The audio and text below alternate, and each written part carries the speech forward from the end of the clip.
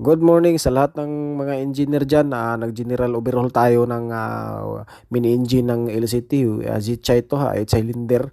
Medyo malaki-laking trabaho kasi nasunog yung crankshaft at saka dumikit na yung piston sa liner kasi nag-fill down yung natin, oil pump.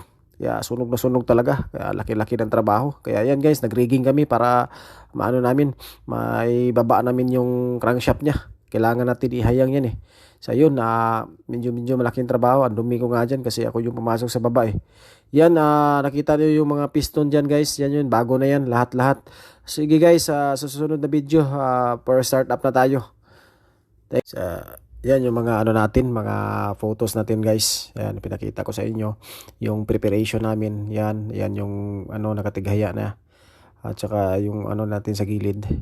Yun nakikita nyo, laki-laking baklasan nga. Ayan, for dismantling na yan, yung yan. Mga head na yan, hanggang nabaklas natin lahat. Sa susunod na naman ulit guys.